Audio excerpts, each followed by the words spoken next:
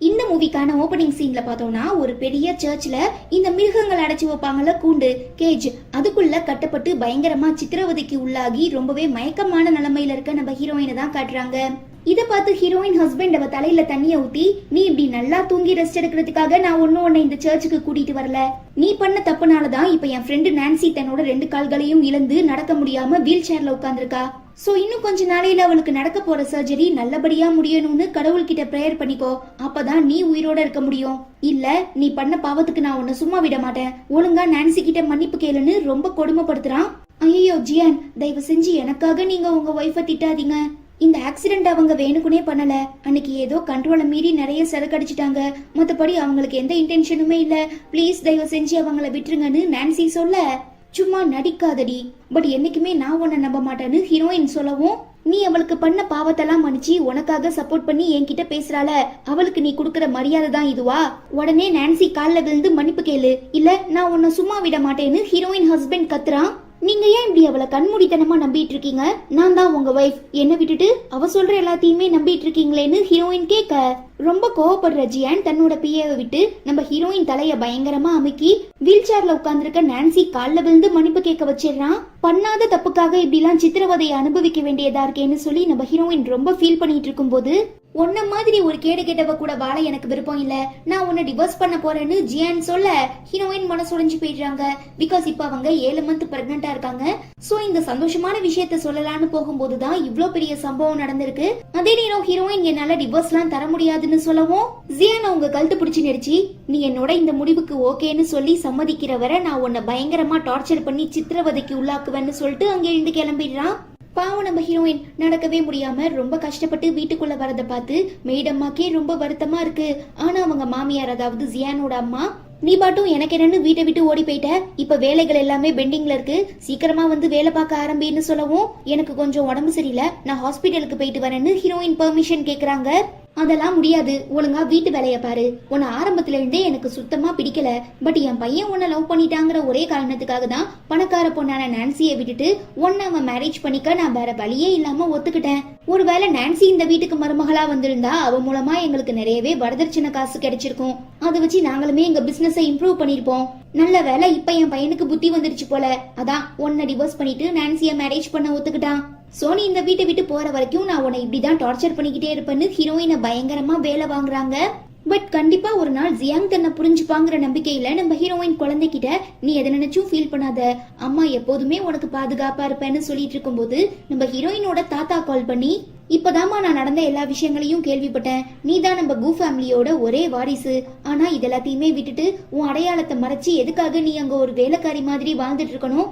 என்னதான் ஜியாங் உன்னோட உயிரை காப்பாத்தி இருந்தாலும் அதுக்காக நீ இப்படியா நன்றி கடன் செலுத்தணும்? நீ ஓகேன்னு ஒரு வார்த்தை சொன்னா மட்டும் போதும், அந்த ஜியாங்க்கு நான் ஒரு கரெக்டான பாடம் கத்து கொடுப்பேன்னு தாத்தா சொல்ல, அதெல்லாம் எதுவும் வேண்டாம் தாத்தா, ஜியாங் இப்ப கண்டவங்க பேச்சு கேட்டுட்டு என்ன தப்பா நினைச்சிட்டு இருக்காரு, ஆனா கண்டிப்பா ஒரு நாள் என்ன புரிஞ்சுப்பாருன்னு ஹீரோயின் ரொம்ப நம்பிக்கையா பேசுறாங்க. அப்போ உங்க நான்சிய கூட்டிட்டு வர ஜியாங், இதுக்கப்புறம் நான்சி இங்கதான் இருக்க போறான்னு சொல்ல ஹீரோயினுக்கு ரொம்ப கோவம் வந்துடுது. நான் தான் உங்களோட ஒய்ஃப், நான் இந்த வீட்டுல இருக்கும்போது எப்படி உங்களால வேற ஒரு பொண்ணை உள்ள கூட்டிட்டு வர முடியும்னு ஹீரோயின் கேட்க, ஜியாங் மாமா, நான் தான் அப்பவே சொன்னல உங்க ஒய்ஃபுக்கு என்ன சுத்தமா பிடிக்காதுன்னு, ஒருவேளை எனக்கு ஆக்சிடென்ட் மட்டும் ஆகலனா இந்நேரத்துக்கு என் 2 கால்களுமே நல்லா இருந்திருக்கும்னு ஓவரா சிம்பத்தி கிரியேட் பண்ண ட்ரை பண்றா. கோபப்படுற ஜியாங், நான்சியோட இந்த நிலைமைக்கு காரணம் நீதான், சோ நீதான் இவளுக்கு தேவையான பணிவிடைகள் எல்லாம் பண்ணி ஆகணும்னு சொல்லி நம்ம ஹீரோயினை ஒரு அடிமை மாதிரி ட்ரீட் பண்ண ஆரம்பிக்கிறான். அவங்களுமே எல்லாத்தையும் பொறுத்துக்கிட்டு சாப்பாடு சமைச்சு தராங்க. ஆனா ஜியாங்கோட அம்மா, ஏன் இப்படி நாங்க குடும்பமா உட்காந்து சாப்பிட்டு இருக்கும் போது நீ குறுக்கால வரன்னு கேட்க, ஜியாங்கே அவளை பார்த்து ரொம்ப பரிதாபப்படுறான். பட் எங்க இவன் மனசு மாறிடுவானோங்கிற பயத்துல, சாரி ஹீரோயினக்கா, தயவு செஞ்சு என்ன மன்னிச்சிருங்க, சரி இப்ப வாங்க நாம எல்லாரும் ஒரே ஃபேமிலியா ஒன்னா உட்காந்து சாப்பிடலான்னு நான்சியை கூப்பிடவும், கோவப்படுற ஹீரோயின் அவளை பார்த்து முறைக்கிறாங்க. நான் தான் அப்பவே சொன்னேன்ல ஹீரோயினுக்கு என்ன சுத்தமா பிடிக்கலன்னு, இதுக்கப்புறம் நான் இங்க யாருக்கும் பாரமா இருக்க விரும்பல, பேசாம நான் இந்த வீட்டை விட்டு வெளியில போயிடவான்னு நான்சி கேட்க, இந்த வீட்டை விட்டு போக வேண்டிய ஆளு நீ இல்ல அவதான்னு ஜியாங் ஹீரோயினை கண்ணா பின்னான்னு திட்டுறான். பத்தாவதுக்கு அவனோட அம்மா வேற. நான்சி தன்னோட செல்வாக்க பயன்படுத்தி இந்த ஊர்லயே ரொம்ப பெரிய பணக்காரங்களான கு ஃபேமிலி அரேஞ்ச் பண்ணிருக்க பிரஸ் கான்ஃபரன்ஸ்க்கான இன்விடேஷனை வாங்கி கொடுத்துட்டா. பட் இத்தனை நாளா எனக்கு மருமகளா இருந்த நீ இந்த குடும்பத்துக்காக என்ன பண்ண அப்படின்னு எங்களுக்கு ஏதாவது நல்லது நினைச்சினா அதுக்கு என் பையனை தயவு செஞ்சு டிவோர்ஸ் பண்ணிட்டு போயிரு. அதுக்கப்புறம் அவன் நான்சிய கல்யாணம் பண்ணிக்கிட்டு தன்னோட வாழ்க்கையிலயும் கெரியர்லயும் பிசினஸ்லயும் செட்டில் ஆகிருவான்னு சொல்லி குத்தி காட்டுறாங்க. ஆக்சுவலா இவ்வளவு நேரமா இவங்க பெருமையா பேசிட்டு இருந்த இந்த கு ஃபேமிலியோட ஒரே வாரிசு நம்ம ஹீரோயின் தான். இந்த விஷயம் இவங்க யாருக்குமே தெரியாது. முக்கியமா கொஞ்ச நாளைக்கு முன்னால ஜியாங் தன்னோட அம்மா கிட்ட கு ஃபேமிலி கூட பிசினஸ் வச்சுக்கிட்டா கண்டிப்பா நமக்கு நிறையவே ப்ராஃபிட் கிடைக்கும்னு சொல்லிருப்பான். சோ இவனோட ஆசையை நிறைவேற்றுறதுக்காக தான் ஹீரோயின் தன்னோட இன்ஃபுளுன்ஸை பயன்படுத்தி தாத்தா கிட்ட சொல்லி அந்த பிரஸ் கான்ஃபரன்ஸ்க்கான இன்விடேஷனையுமே வீட்டுக்கு அனுப்பி வைக்க சொல்லிருப்பா. பட் அது எப்படியோ நான்சி கையில மாட்டிருக்கும். அதை தனக்கு சாதகமா யூஸ் பண்ணிக்கிட்ட நான்சி அவளோட செல்வாக்க வச்சுதான் இந்த இன்விடேஷனை வாங்கி கொடுத்ததா இவங்க எல்லார்கிட்டயும் போய் சொல்லி சீன் போட்டிருக்கா. என்னதான் இதெல்லாம் நம்ம ஹீரோயினுக்கு தெரிஞ்சாலும் பெருசா வெளியில காட்டிக்காம ரொம்ப அமைதியா உட்கார்ந்து யோசிச்சுட்டு இருக்கும் போது அங்க வர நான்சி, பார்ட்டில என்னோட வெயிட்ட இதுக்கப்புறம் நான் என்ன சொன்னாலும் ஜியாங் மட்டும் இல்ல அவனோட அம்மாவுமே என்ன முழுசா நம்பிடுவாங்க, அந்த அளவுக்கு நான் பெர்ஃபார்ம் பண்ணி வச்சிருக்கேன்னு சொல்லி அப்படியே எழுந்திருச்சு நிக்கவும், அப்போ உனக்கு ஆக்சிடென்ட் ஆகலையா, உன் 2 காலுமே நல்லாதான் இருக்கான்னு ஹீரோயின் கேட்க, ஆமா 100% உண்மைதான். ஆக்சுவலா அன்னைக்கு நீ சரக்கடிச்சிருக்கும் போது நல்லா தூங்கிட்ட, அத நான் எனக்கு சாதகமா பயன்படுத்திக்கிட்டு இவ்ளோ பெரிய நாடகம் நடிச்சேன். அதையுமே உன் முட்டாள் புருஷன் அப்படியே உண்மைன்னு நம்பிட்டான் போல கிறுக்கு பைய. அதுக்கு முன்ன கூட ஒரு தடவை நான் அவனுக்கு சாப்பாட்டுல ட்ரக்ஸ கலந்து கொடுத்துட்டேன். பட் அதோட எஃபெக்டா அன்னைக்கு நைட் அவன் உன் கூட தான் ரொமான்ஸ் பண்ணான். சோ எப்படி உங்க 2 பேரையும் பிரிக்கிறதுன்னு தெரியாம நான் யோசிக்கும் போதுதான் இப்படிப்பட்ட ஒரு ஐடியா கிளாஷ் ஆச்சு. அதனாலதான் நானே ஆளை செட் பண்ணி என் மேல காரை இடிக்கிற மாதிரி இடிச்சு எனக்கு இப்ப பெரிய ஆக்சிடென்ட் ஆயிடுச்சுன்னு சொல்லி உன் புருஷனை நம்ப வச்சேன். சோ பொறாமையில தன்னோட ஃப்ரெண்ட கொலை பண்ண ட்ரை பண்ண நினைச்சுக்கிட்டு உன் புருஷனே இப்போ உன்னை டோட்டலா வெறுத்து ஒதுக்கிட்டான். இதை தாண்டி எனக்கு வேற என்ன வேணும்னு நான்சி கேக்குறா. உனக்கு வெக்கமா இல்ல, அவன் கல்யாணம் ஆன ஆண்னு தெரிஞ்சுமே எதுக்காக இப்படி குடும்பத்தை பிரிக்க பாக்குறேன்னு கேட்டு கத்தவும், இதெல்லாம் சும்மா, இதுக்கப்புறம் தான் மெயின் மேட்ரியா இருக்குன்னு சொல்லி நான்சி ஹீரோயினோட கைய பிடிச்சு தன்னோட கண்ணத்துல வைக்கிறா. ஹீரோயின் ஒன்னும் புரியாம முழிக்கிறாங்க. அப்ப அந்த வழியா நம்ம ஜியாங் வரத பாத்துட்டு நான்சி அவளாவே போய் செவுத்து மேல மோதி கீழே விழுந்துடுறா. ஜியாங் வந்து பாக்கும்போது ஹீரோயின் நான்சிய பிடிச்சி கீழே தள்ளிவிட்ட மாதிரி தெரியவும் அவங்கள கண்ணா பின்னான்னு திட்ட ஆரம்பிச்சிடுறான். ஏன் இப்படி கண்மூடித்தனமா அவ சொல்லிட்டு இருக்க எல்லாத்தையுமே நம்பிட்டு இருக்கீங்க, ஒரு நிமிஷமாவது நான் சொல்ல வரத கொஞ்சம் பொறுமையா கேளுங்கன்னு ஹீரோயின் எவ்வளவோ ஆர்கியூ பண்ணி பாக்குறாங்க. ஆனா ஏற்கனவே இந்த நான்சி போதும் போதுங்கிற அளவுக்கு ஜியாங் மண்டைய கழுவிட்டதுனால இப்ப அவங்க எது சொன்னாலுமே ஜியாங் நம்பாம ஹீரோயினையே போட்டு அடிக்கிறான். பாவம், இதனால உங்களுக்கு வயித்துல அடிபட்டுருது. சோ இப்ப பிரெக்னண்டா இருக்கிற நம்ம ஹீரோயின் தன்னோட கண்டிஷனை சொல்லலான்னு ஆரம்பிக்கும் போது வழக்கம் போல இந்த நான்சி நாடகமாடவும், உனக்கு ஏதாவது தேவைப்பட்டா நீயே அதை பாத்துக்கோன்னு சொல்லி ஜியாங் அவள் அங்கேருந்து தூக்கிட்டு போயிடுறான். பாவம், வயிற்று வலி தாங்க முடியாம நம்ம ஹீரோயின் துடிச்சிட்டு இருக்கும் போது வீட்டு மெய்டம்மா பார்த்து உதவி பண்றதுக்காக பக்கத்துல போறாங்க. ஆனா ஜியாங்கோட அம்மா, இதுக்கப்புறம் ஹீரோயினுக்கும் இந்த வீட்டுக்கும் எந்த சம்பந்தமும் இல்ல, உடனே அவளை கழுத்தை பிடிச்சி வெளியில தள்ளுங்கன்னு ஆர்டர் போடவும் வாட்ச்மேன் வெளியில தள்ளி கதவை சாத்திடுறான். பாவம், வயிற்று வலி தாங்க முடியாம நம்ம ஹீரோயின் தட்டு தடுமாறி நடந்து போயிட்டு இருக்கும் போது ஒரு கட்டத்துக்கு அப்புறம் முடியாம அப்படியே ரோட்லயே மயங்கி விழுந்துடுறாங்க. கண் விழிச்சு பார்த்தா ஹாஸ்பிட்டல்ல இருக்கிற நம்ம ஹீரோயின் நர்ஸ் கிட்ட தன்னோட குழந்தைக்கு என்ன ஆச்சுன்னு கேட்க, சாரி மேடம், எங்களால காப்பாத்த முடியல, உங்களுக்கு அபார்ஷன் ஆயிடுச்சுன்னு சொல்லவும் பாவம் ஹீரோயின் மனசுடைஞ்சு போயிடுறாங்க. அதே நேரம் நான்சிக்கு சர்ஜரி நடந்துட்டு இருக்கும் போதுதான் ஜியாங்க்கு ஹீரோயின் வீட்டை விட்டு வெளியில போயிட்டாங்கிற விஷயம் தெரிய வருது.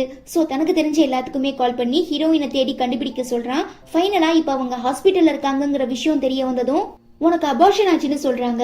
நமக்கு கல்யாணம் ஆன நாள்ல இருந்து என்னோட சுண்டு விரல் கூட உன் மேல பட்டதில்ல, அப்புறம் எப்படி நீ பிரெக்னண்டா இருந்திருக்க முடியும்? உண்மையை சொல்லு, யார் அந்த குழந்தைக்கு காரணம்? இப்ப அவனை பாக்குறதுக்காக தான் வீட்டை விட்டு வெளியில போனியா?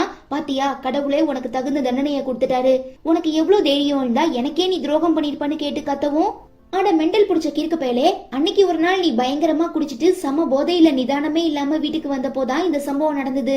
நானும் இதை எத்தனையோ முறை உன்கிட்ட சொல்ல முயற்சி பண்ணேன். பட் நீ ஒரு தடவை கூட என் வார்த்தைய பொறுமையா காது கொடுத்து கேட்டதில்ல.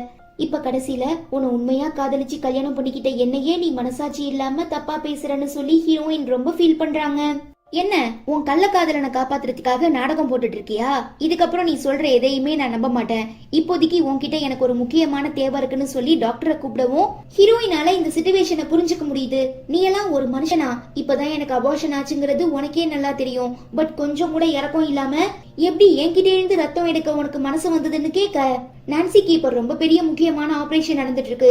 சோ அவளுக்கு ரத்தம் தேவைப்படுது. அதான் அவளோட இந்த நிலைமைக்கு காரணமா இருந்த உன்கிட்ட இருந்தே நான் ரத்தத்தை எடுக்க போறேன்னு சொல்லி உடம்பு சரியில்லாம ஹாஸ்பிட்டல் இருக்கிற பொண்ணுன்னு கூட பார்க்காம ஹீரோயின் கிட்ட இருந்து நிறைய பிளட் எடுத்துடுறாங்க. அவ்வளவுதான். இதுக்கப்புறம் இவன் திருந்துவாங்கிற நம்பிக்கையை இழந்துடுற நம்ம ஹீரோயின் மனசுடைஞ்சு போய் அவனை டிவோர்ஸ் பண்ண ஒத்துக்கிறாங்க. பட் என்னதான் ஜியாங் நம்ம ஹீரோயினை இறக்கமே இல்லாம பயங்கரமா டார்ச்சர் பண்ணியிருந்தாலும் அவனால இந்த முடிவை ஏத்துக்க முடியல. பிகாஸ் ரெண்டு பேரும் லவ் பண்ணி மேரேஜ் பண்ணிருப்பாங்க. சோ என்னதான் ஒரு சைடு சந்தோஷமா இருந்தாலும் இன்னொரு சைடு தன்னோட ஆறுயிர் ஆசை காதல் மனைவி ஹீரோயினை பத்தி யோசிச்சு ரொம்ப ஃபீல் பண்றான். அதே நேரம் இங்க நம்ம ஹீரோயின் தன்னோட பணக்கார தாத்தா கிட்ட அவங்களுக்கு நடந்த கொடுமைகள் எல்லாம் பத்தி சொல்லவும் ரொம்ப டென்ஷன் ஆகிடுற அந்த மனுஷன், இதுக்கப்புறம் நீ எதுக்காகவும் கவலைப்படாத, நான் உனக்கு துணையா இருக்கேன். உன்னை கஷ்டப்படுத்தினவங்களெல்லாம் நீ எப்படி பழிவாங்க ஆசைப்படுறியோ அது எல்லாத்தையுமே எக்ஸிக்யூட் பண்ணு, நான் உனக்கு ஸ்ட்ராங்கா சப்போர்ட் பண்றேன்னு ஆறுதல் சொல்றாரு. கட் பண்ணா ஜியாங்கோட அம்மா ரொம்ப பெருமையா பேசிட்டு இருந்த இந்த கு ஃபேமிலியோட பிரஸ் கான்ஃபரன்ஸ் டேவுமே வருது. அதுக்கு இந்த நான்சி தான் இன்விடேஷன் வாங்கி கொடுத்தா போலன்னு சொல்லி அவளை பயங்கரமா புகழவும், வெளியில சிரிச்சுக்கிட்டே மனசுக்குள்ள இந்த நான்சி, எனக்கும் இதுக்கும் எந்த சம்பந்தமும் இல்ல, யதார்த்தமா அன்னைக்கு ஒரு நாள் போஸ்ட்மேன் ஏதோ ஒரு போஸ்டர் உங்க மெயில் பாக்ஸ்ல வைக்கிறத பார்த்தேன், சரி என்னவா இருக்குங்கிற கியூரியாசிட்டில ஓபன் பண்ணி பார்த்தா உள்ள இந்த பார்ட்டிக்கான இன்விடேஷன் இருந்தது. அதான் இதை நான் எனக்கு சாதகமா பயன்படுத்திக்கிட்டேன். பட் நிஜமாவே எந்த நல்ல மனுஷன் இந்த இன்விடேஷனை வீட்டுக்கு அனுப்பி வச்சாங்கிறது எனக்கு தெரியாதுப்பான்னு சொல்லி நக்கலா சிரிக்கிறா.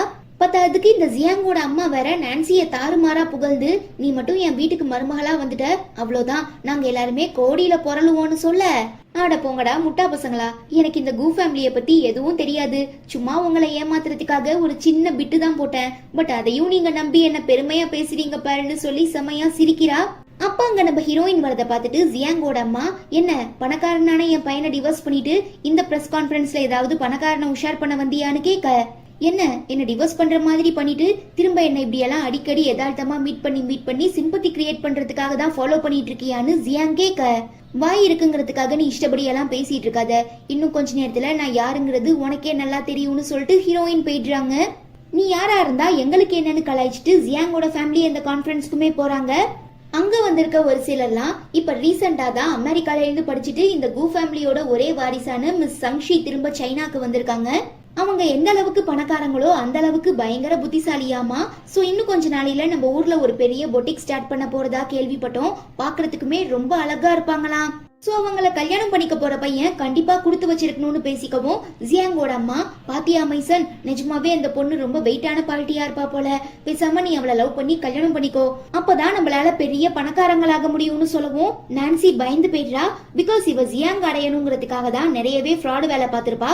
பட் இப்ப கொஞ்சம் கூட நன்றியே இல்லாம ஜியாங்கோட அம்மா பேச்ச மாத்தி பெல்டி அடிக்கவும், எங்க தான் பட்ட கஷ்டம்லாம் வேஸ்ட் ஆகிருமோன்னு சொல்லி நான்சி ரொம்ப பயப்படுறா.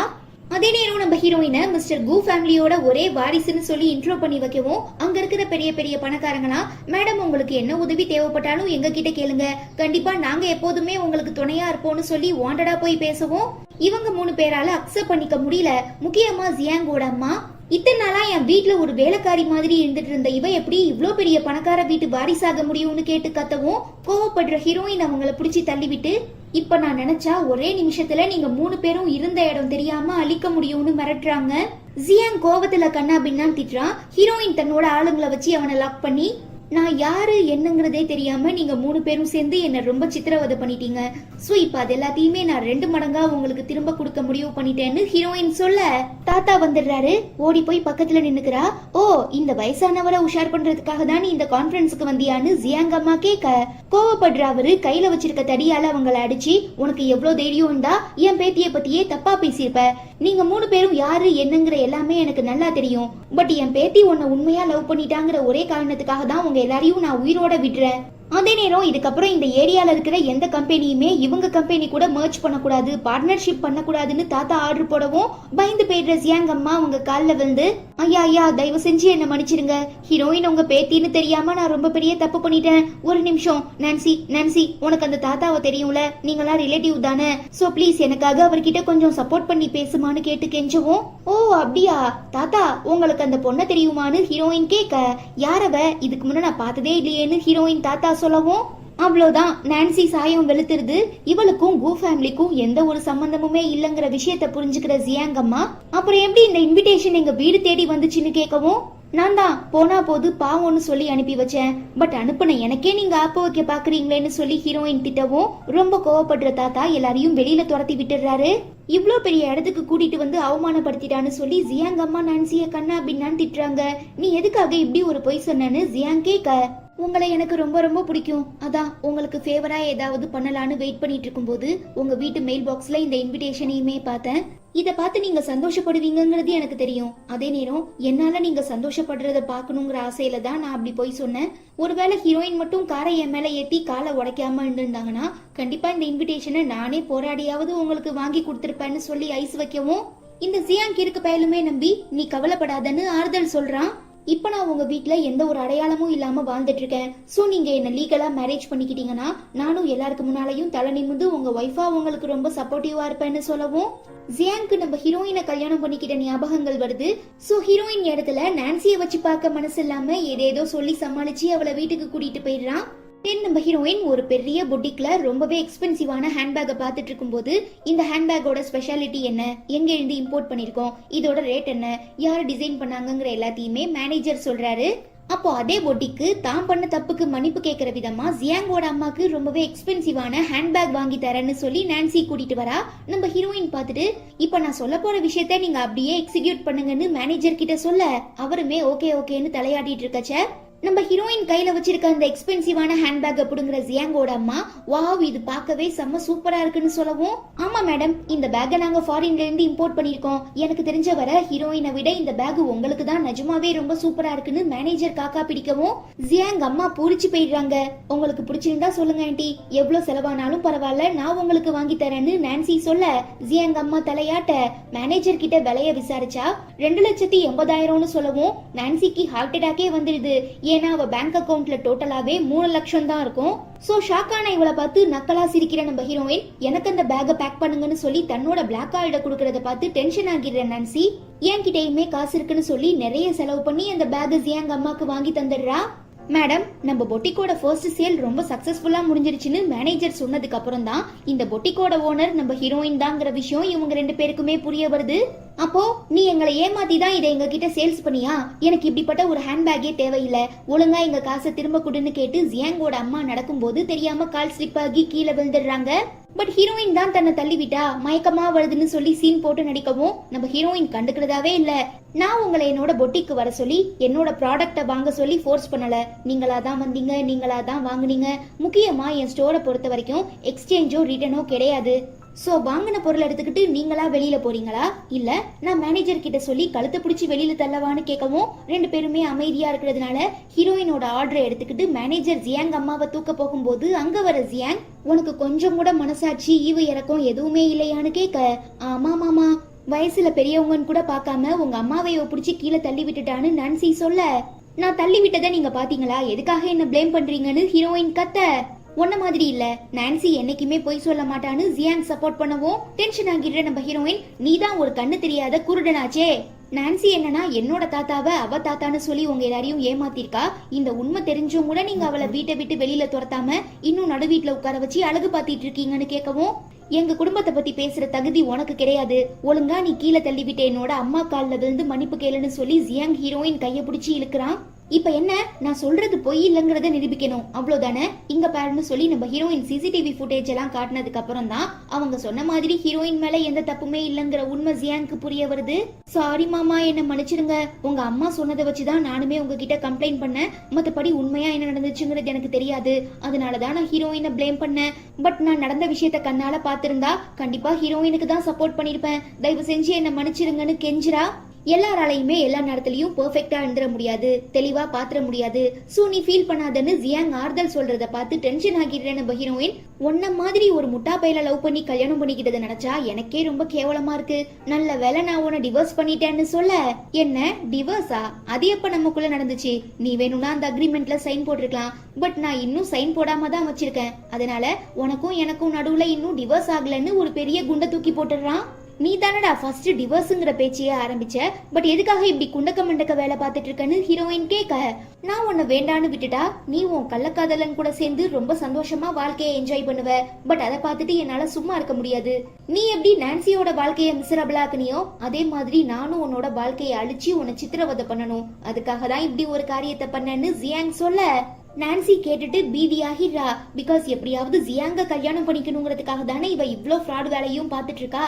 அப்படி இருக்கச்ச திடீர்னு இவன் இப்படி ஒரு குண்டை தூக்கி போடவும், உனக்கு தான் இந்த நான்சியை ரொம்ப பிடிக்கும்ல, அவளுமே உன்னை நினைச்சு பைத்தியக்காரி மாதிரி சுத்திட்டு இருக்கா. சோ நீ என்ன விட்டுட்டு அவளை மேரேஜ் பண்ணிக்கிட்டீன்னா கண்டிப்பா அவ உன்னையும் உங்க அம்மாவையும் நல்லா பாத்துப்பான்னு சொல்லிட்டு ஹீரோயின் வந்துடுறாங்க. அப்ப அவங்க மேனேஜர் கால் பண்ணி, மேடம் நீங்க சொல்லியிருந்த ஆளை நாங்க தேடி கண்டுபிடிச்சிட்டோம்னு சொல்லவும் ஹீரோயின் உடனே போய் அவனை மீட் பண்றாங்க. இப்பயாவது நீ உண்மையை சொல்லு, அன்னைக்கு நான் பார்ட்டியை முடிச்சிட்டு வெளியில வந்ததுக்கு அப்புறம் என்னதான் நடந்துச்சுன்னு ஹீரோயின் கேட்க, நீங்க பயங்கரமா சரக்கடிச்சு நிதானமே இல்லாம தள்ளாடி தள்ளாடி நடந்து வந்தீங்க. சோ உங்க வீட்டு டிரைவர் அண்ணனா வீட்டுக்கு கூட்டிட்டு போறேன்னு எவ்வளவோ சொன்னேன். பட் நீங்க கேட்காம என்கிட்ட இருந்து கார் சாவியை வாங்கிட்டு போய் சம போதையில காரை ஓட்டி கண்ட்ரோலை மிஸ் பண்ணி நான்சி மேல விட்டு ஏத்திட்டீங்கன்னு சொல்றான். பட் ஹீரோயினால நம்பவே முடியல. பிகாஸ் அப்படி ஒரு சம்பவம் நடந்ததா அவங்களுக்கு எந்த ஞாபகமுமே இருக்காது. சோ இந்த விஷயத்த பத்தி ரொம்ப டீடைலா விசாரிச்சிட்டு இருக்கும் போது ஜியாங் பார்த்துட்டு, ஓ இவன் தான் உன் கள்ள புருஷனா? ஏண்டா உனக்கு எவ்வளவு தைரியம் இருந்தா புருஷங்காரன் இருக்கும் போதே இவ கூட கள்ள தொடர்புல இருப்பியான்னு கேட்டு அவனை போட்டு அடின்னு அடிக்கிறான். டே லூஸ் பையல ஒரு நிமிஷம் சொல்றதை கேளுடான்னு ஹீரோயின் எவ்வளவோ முயற்சி பண்றாங்க. இவன் அடிச்சா உனக்கு வலிக்கும்ல, சரி இவன் எங்க தொட்டான்னு சொல்லுன்னு கேட்டு ஹீரோயின் கிட்ட ரொம்ப தப்பா நடந்துக்கவும் டென்ஷன் ஆகிடுறவங்க ஜியாங்க பிடிச்சி தள்ளிவிட்டு, நீ நினைக்கிற மாதிரி இல்ல, அவன் யாருன்னே உனக்கு தெரியலையா? நம்ம வீட்டு கார் டிரைவர். நான்சி எப்படி அந்த கார் ஆக்சிடென்ட்ல தன்னோட 2 கால்களையும் இழந்தாங்கிறத நீ தெரிஞ்சுக்கணும்னா அவனை கூப்பிட்டு விசாரின்னு சொல்லவும், அதான் நான்சியே என்ன ஆச்சுங்கிற உண்மையை சொல்லிட்டால, அதுக்கப்புறம் நான் ஏன் இவங்கிட்ட விசாரிக்கணும்னு ஜியாங் கேட்க, நீ ஒரு முட்டாளுங்கிறத அடிக்கடி நிரூபிக்கிற. எந்த ஒரு விஷயமா இருந்தாலும் 2 பக்கம் இருக்கும். ஸோ அவன் பாயிண்ட் ஆஃப் வியூல என்ன நடந்துச்சுங்கிறத நீ கேட்டு தெரிஞ்சுக்கிட்டா மட்டும்தான் ஒரு கிளாரிஃபிகேஷன் கிடைக்கும்னு ஹீரோயின் ரொம்ப ஃபோர்ஸ் பண்றதுனால ஜியாங்குமே அவங்களை அழைச்சிக்கிட்டு அந்த டிரைவரை பயங்கரமா துன்புறுத்தி டார்ச்சர் பண்ணி விசாரிச்சதுக்கு அப்புறம் தான், நீங்க நினைச்சிட்டு இருக்க மாதிரி அன்னைக்கு நைட்டு பார்ட்டி முடிஞ்சதுக்கு அப்புறம் நான்சிக்கு அவ்வளோ பெரிய ஆக்சிடென்ட் நடக்கவே இல்லை. ஹீரோயினுக்கே தெரியாம அவங்க குடிச்ச ஜூஸ்ல மயக்க மருந்த கலந்து அவங்க தூங்கினதுக்கு அப்புறம் ஒரு ரூம்குள்ள வச்சு லாக் பண்ணி நான்சி தன்னோட பிளானை எக்ஸிக்யூட் பண்ணா. அதுவுமே சக்சஸ்ஃபுல்லா நடந்துடுச்சு. பட் நான் ஹீரோயினை மாட்டி விட்டு பொய் சாட்சி சொல்லணுங்கிறதுக்காக தான் எனக்கு அவ்வளோ காசு கொடுத்தா. நானுமே பணத்துக்கு ஆசைப்பட்டு ஹீரோயினை மாட்டி விட்டுட்டேன். மற்றபடி ஹீரோயினுக்கும் இந்த ஆக்சிடென்ட்டுக்கும் எந்த சம்மந்தமும் இல்லை. முக்கியமா நான்சியோட 2 கால்களுமே நல்லா தான் இருக்கு. எனக்கு காசு கொடுத்து பொய் சொல்ல வச்ச மாதிரி டாக்டருக்குமே நிறைய காசு கொடுத்து தான் உங்களை ஏமாத்திட்டு இருக்காங்க. ஸோ உண்மையாவே ஹீரோயினுக்கும் இந்த ப்ராப்ளமுக்கும் எந்த சம்பந்தமுமே இல்லைங்கிற எல்லா உண்மைகளையும் டிரைவர் சொல்லிடுறான். அப்புறம் என்ன, ஜியாங்க்கு பப்பி ஷேமாகிடுது. சே, இத்தனை நாளா ஹீரோயின் சொன்ன எதையுமே நம்பாம நம்ம அவளையே டார்ச்சர் பண்ணியிருக்கோமேங்கிற குற்ற உணர்ச்சியில சாரி கேட்கறதுக்காக கையை தொடவும், அடைச்சி கையேறானாயே, இப்படிலாம் பண்ண உனக்கு வெக்கமா இல்லையா? எத்தனை தடவை நான் தப்பு பண்ணலன்னு எவ்வளவோ சொன்னேன். பட் நீ என்ன நம்பாம அந்த நான்சியோட வார்த்தைகள் எல்லாம் வேத வாக்கா எடுத்துட்டு இருந்த. இப்ப பார்வை எதுக்கு என் சைடு திரும்புது? ரொம்ப லேட் ஆயிடுச்சு. இதுக்கப்புறம் நான் உன்னை மன்னிக்கவே மாட்டேன்னு திட்டுறாங்க. பட் அதெல்லாம் பெருசா கண்டுக்காம ஜியாங் மன்னிப்பு கேட்கவும், என்ன மன்னிப்பா? ஒழுங்கா டிவோர்ஸ் பேப்பர்ல சைனை போட்டு குடுறான்னு ஹீரோயின் கேட்க, இல்ல நீ இல்லாம என்னால கண்டிப்பா வாழ முடியாதுன்னு ஜியாங் வசனம் பேசவும், உன்னோட மனசாட்சியை குழி தோண்டி புதைச்சிட்டியா நீ? அன்னைக்கு கொஞ்சம் கூட ஈவு இறக்கமே இல்லாம என்னோட குழந்தைய கொன்ன, என்னையுமே பயங்கரமா டார்ச்சர் பண்ண. அப்படிப்பட்ட ஒருத்தனை எப்படி என்னால திரும்ப ஏத்துக்க முடியும்னு ஹீரோயின் கேக்குறாங்க. ஆக்சுவலா இது நியாயமான கேள்விதாங்கிறதுனால ஜியாங்கால பதில் சொல்ல முடியல. சோ அவன் பதில் பேச முடியாம அமைதியாவே நிக்கவும் ஹீரோயின் கிளம்பி வந்துடுறாங்க. பட் அவங்களுக்குமே லைட்டா சின்ன வருத்தம் இருக்கிறதுனால பெட்டிங் ரிங்க பார்த்து ஃபீல் பண்ணிட்டு இருக்கும் போது அங்க வர தாத்தா, உன்னோட தவிப்பு எனக்கு புரியுதுமா, பட் அவன் உனக்கு மேட்ச் ஆனவன் கிடையாது. உன்னோட அன்பையும் பாசத்தையும் அவன் தப்பா பயன்படுத்திக்கிட்டு உன்னையே கஷ்டப்படுத்தினான். ஸோ அப்படிப்பட்ட ஒருத்தன் கூட நீ திரும்ப ஒன்னா சேர்ந்து வாழ்றதுல எனக்கு உடன்பாடு இல்லை. அதே நேரம் உனக்கு என்ன கரெக்டுன்னு படுதோ, உன் வாழ்க்கைக்கு எது சரிப்பட்டு வரும்னு உனக்கு தோணுதோ அதே முடிவு எடுத்துக்கோன்னு தாத்தா பர்மிஷன் கொடுத்துடுறாரு. ஸோ அடுத்த நாள் ஹீரோயின் ஜியாங்க்கு கால் பண்ணி டிவோர்ஸ் பேப்பரை கேட்கும்போது என் வீட்டுக்கு வந்து வாங்கிக்கோன்னு சொல்லவும் ஹீரோயினுமே போறாங்க. பட் அங்க அவன் பின்னால இருந்து ஹக் பண்ணி, ப்ளீஸ் தயவு செஞ்சு என்னை விட்டுட்டு போயிடாதன்னு கேட்டு கதறான். டிவோர்ஸுங்கிற பேச்சை ஆரம்பிச்சதே நீதான். அது வரை நான் எப்படியாவது உன்னை திருத்தி உன் கூட ஒன்னா சேர்ந்து சந்தோஷமா வாழ்ந்துடலான்னு எவ்வளவோ எதிர்பார்த்து காத்துட்டு இருந்தேன். பட் உன்னோட செயல்கள் எதுவுமே எனக்கு செட் ஆகிற மாதிரி தெரியல. அதனாலதான் நான் இப்படிப்பட்ட ஒரு முடிவு எடுத்தேன். சோ நீ தேவையில்லாம என் மனசை மாத்தணும்னு மட்டும் ட்ரை பண்ணாத. அப்புறம் கடைசியில ஏமாந்து போக வேண்டியது நீயா தான் இருக்கும்னு ஹீரோயின் சொல்றாங்க. இதுக்கப்புறம் கண்டிப்பா அந்த மாதிரி எந்த தப்பும் நடக்காது.